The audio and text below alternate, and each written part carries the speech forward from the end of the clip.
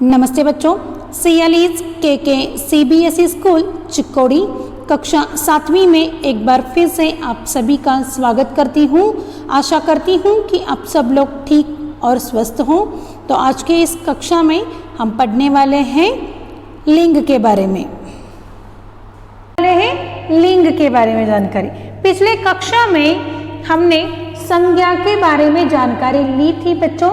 संज्ञा शब्द वे होते हैं जिनमें लिंग, वचन और कारक के अनुसार बदलाव आता है, यानी कि विकारी शब्द हैं। संज्ञा एक विकारी शब्द है जिसमें लिंग, वचन और कारक के अनुसार बदल आता है। तो इनका पहला विकार जो है वो है लिंग, यानी कि परिवर्तन। लिंग के अनुसार परिवर्तन, वचन के अनुसार परिवर्तन, कारक के अनुसार परिवर्तन। उसमें पहला परिवर्तन हम देखने वाले हैं लिंग। ठीक है, तो चलिए सबसे पहले लिंग की परिभाषा देखते हैं। संज्ञा शब्दों के जिस रूप से उसके पुरुष या स्त्री होने का पता चलता है उसे लिंग कहते हैं। जिस शब्द के रूप से हमें यह पता चलता है कि वो स्त्री है या पुरुष, ठीक है, तो उसे हम कहते हैं लिंग। समझ में आया बच्चों? संज्ञा शब्दों के जिस रूप से उसके पुरुष या स्त्री होने का पता चलता है उसे लिंग कहते हैं। अब लिंग के दो प्रकार हैं। पहला है पुल्लिंग, दूसरा है स्त्रीलिंग। बच्चों, हिंदी भाषा में दो ही लिंग होते हैं। अन्य भाषाओं में नपुंसकलिंग एक होता है, वो हिंदी में नहीं आता। तो बहुत आसान है, हिंदी में सिर्फ दो लिंग होते हैं, एक होता है पुल्लिंग, दूसरा होता है स्त्रीलिंग। ठीक है, तो सब पुल्लिंग देखिए, पुरुष जाति का बोध करने वाले शब्द पुल्लिंग कहलाते हैं, जैसे कि आदमी, बेटा, कुत्ता, हाथी, बालक, भाई। ठीक है, वो पुरुष जाति का बोध कराते हैं ये शब्द। अब स्त्रीलिंग, स्त्री जाति का बोध करने वाले शब्द पुल्लिंग कहलाते हैं, जिसमें औरत, बेटी, कुतिया, बालिका, बहन। यहाँ पर बालिका है बच्चों, बालिका। ठीक है, क्या है? बालिका। ऊपर हमने बालक लिखा है, यहाँ प्रिंटिंग मिस्टेक हुआ है, तो यहाँ पर क्या है?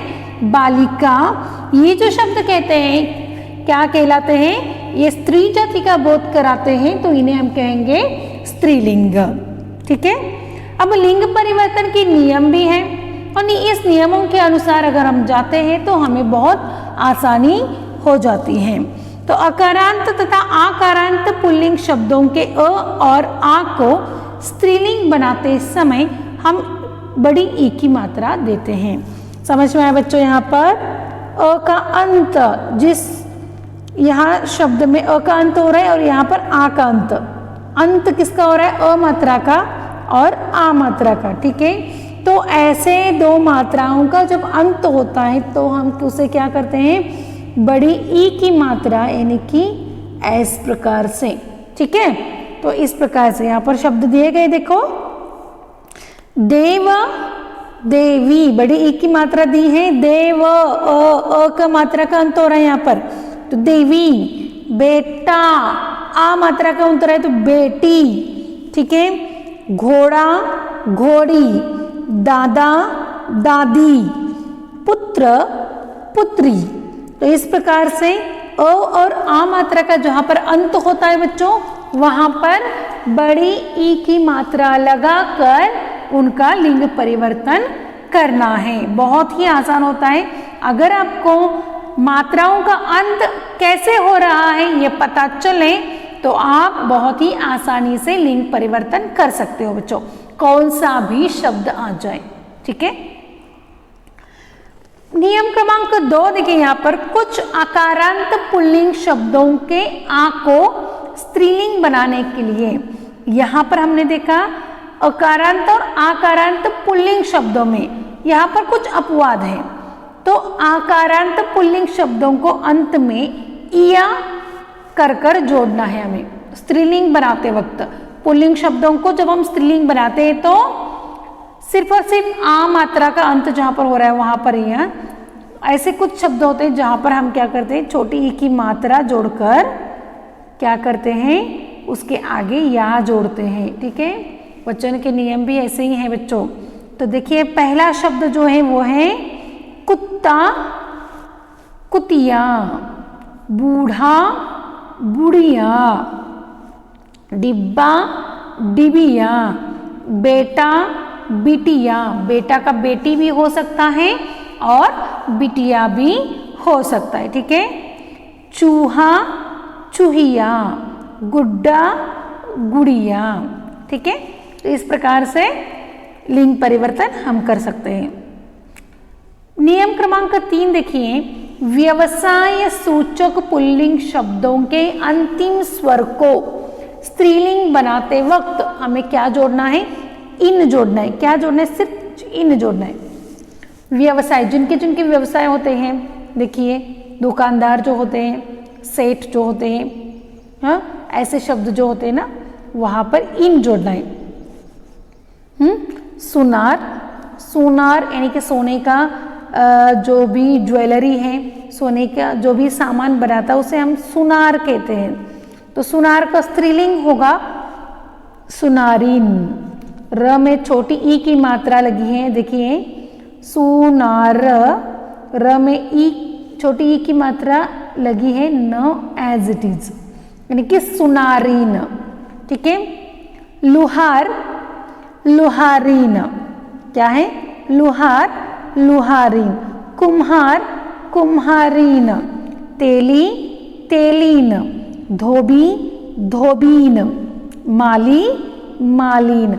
इस प्रकार से लिंग परिवर्तन करेंगे। ठीक है बच्चों, अगला नियम देखिए, पदवीवाचक या उपजातिवाचक शब्दों के अंत स्वर को स्त्रीलिंग बनाने के लिए आइन करके।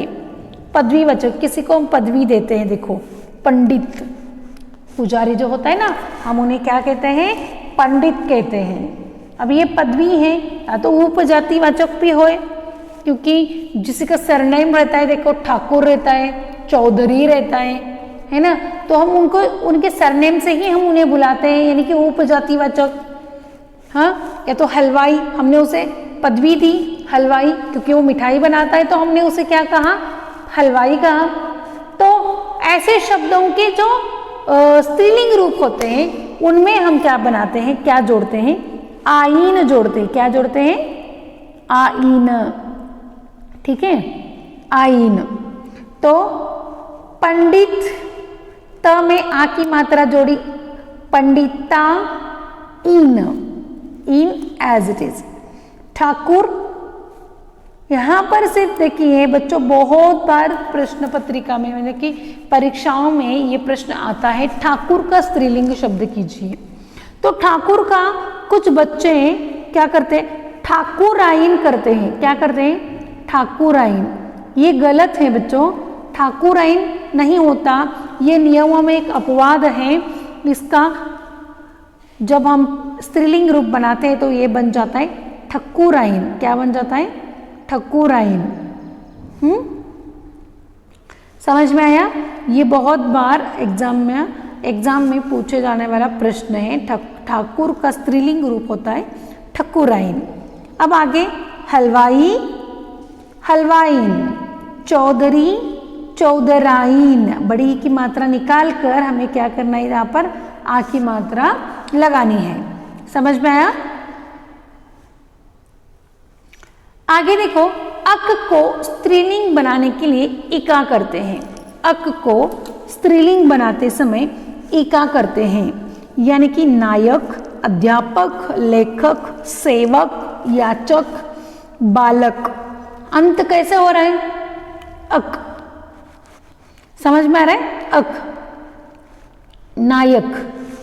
अक का हम क्या करेंगे, इका करेंगे, छोटी की मात्रा लगाएंगे। यहाँ पर क्या करेंगे, यहाँ पर अक है तो इसका हम करेंगे इका, यानी कि अ की कोई मात्रा नहीं होती, इसलिए वो नायक है। छोटी की मात्रा ऐसे लगती है तो नायक को हम क्या करेंगे, यहाँ पर छोटी की मात्रा लगाएंगे, ना, य में छोटी की मात्रा ई, क।